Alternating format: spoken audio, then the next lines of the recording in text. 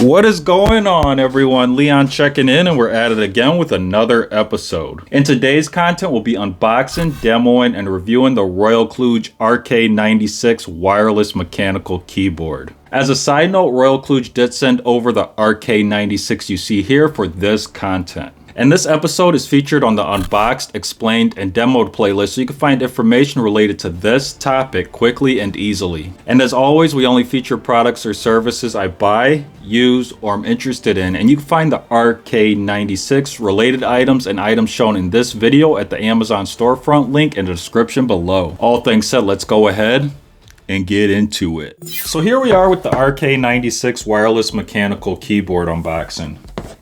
Contents include the RK96 keyboard, palm rest, red hot swappable switches, key and switch removal tool, USB cable, and user manual. And as mentioned in the RK89 review, this key and switch removal tool is one of the best I've seen in a kit. The included cable is also a plus here, being USB-C, featuring good length and a Velcro tie wrap for organization. So let's cover the RK96, which is a 90% keyboard and features good weight for a premium feel. For reference, I have an 85% unit. This is the RK89. Now these units also ship in black and white configurations with hot swappable switches available in either blue, brown, or red. Here we have the black unit with red switches, which you'll see later in the video once we remove a keycap.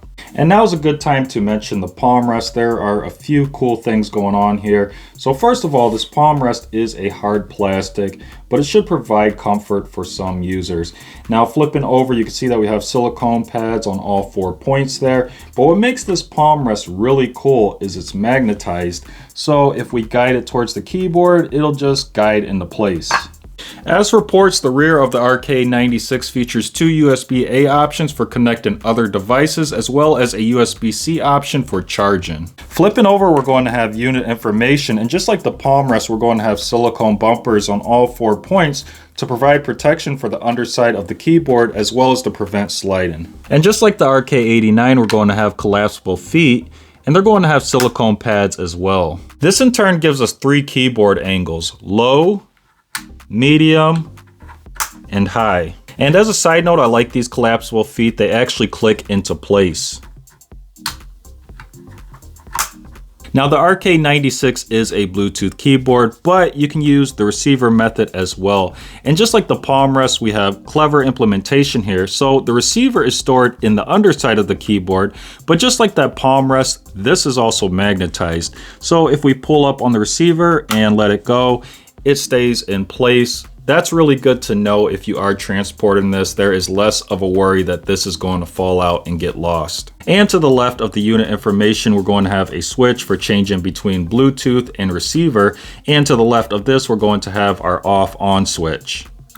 Flipping over, keyboard illumination is available in only blue. However, Royal Kludge does offer other options with RGB. So let's talk pairing of the RK96, which includes 3 profiles. Now switching between them is done by pressing and holding down the function key and then tapping either Q, W, or E, which is profile 1, 2, or 3 respectively. So we're going to tap on the W, and you can see it's going to blink rapidly, and that's going to indicate that it is available for pairing. Now in my experience, pairing for the first time is very quick, with an automatic pairing request appearing on my computer.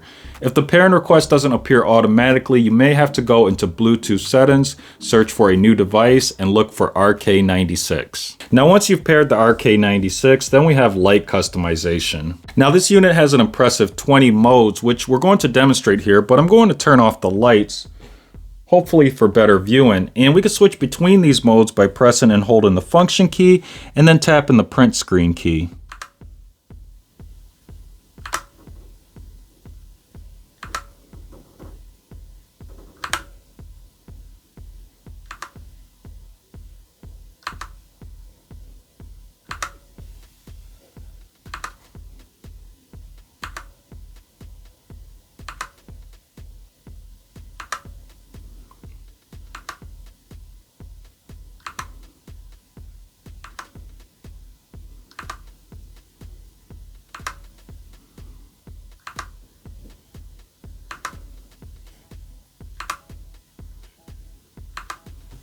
And then if we look towards the bottom of the keyboard, you're going to see that we have this nice cutout here for these 4 keys, and that makes them easier to find.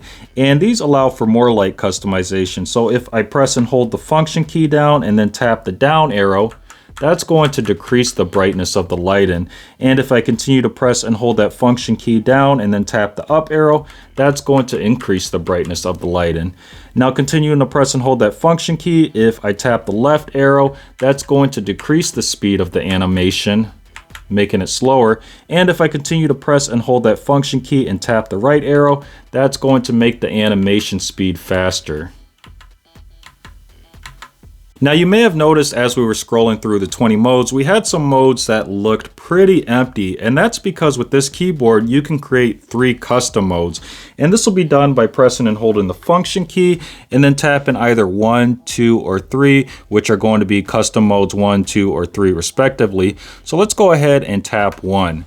Now you can see it's going to pull up this mode, and we can edit this mode by again pressing and holding function and then tapping the back key.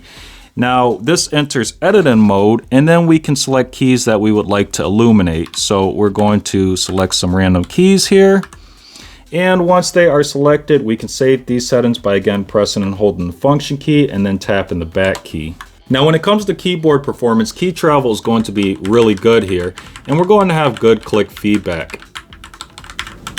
Now one feature I love about the RK96 is this scroll wheel, which allows for precise adjustment of volume when listening to music, watching video, or gaming.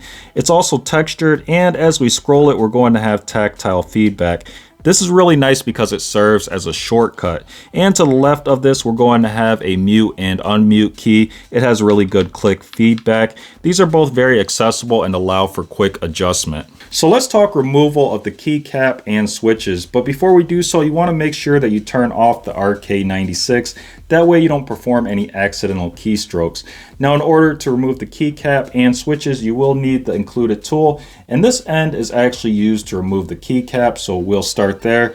Now this works like a pair of chopsticks. It spreads and then you'd place it over the cap you would like to remove. So we're going to go with the up arrow here. Simply guide over and make sure the tool goes underneath the keycap completely, and then we should be able to pull up on it and that'll remove the keycap.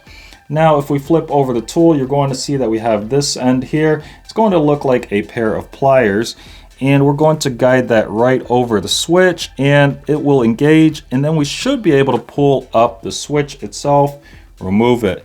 Now installation is going to be the reverse. Simply grab the switch and press it into place, and then take your keycap and press that into place on top of the switch as well. Now I will say, even if you aren't looking to customize the keycaps and switches, this is a useful feature because it allows you to remove the keycaps and switches for cleaning underneath them easier. As for the RK96, I've been using this unit regularly with my HP Omen 16 for writing. Now this is a battery operated keyboard, but I've had no issues getting hours of use out of it per charge. Overall, this is a high quality unit when it comes to materials, customization, and function.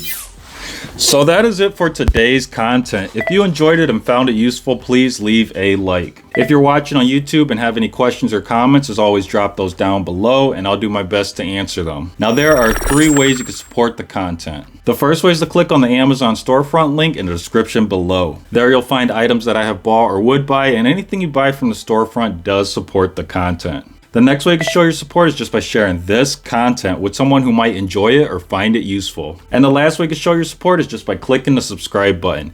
Now liking and subscribing are important because those are ways to vote on whether you like the content. Liking and subscribing are also important for new viewers and listeners. If new viewers and listeners see likes and subscribers, they're going to think that the content is helpful, worth watching, and listening to. And as always, thanks for watching, and may the universe flow in your favor. And until next time, Leon checking out.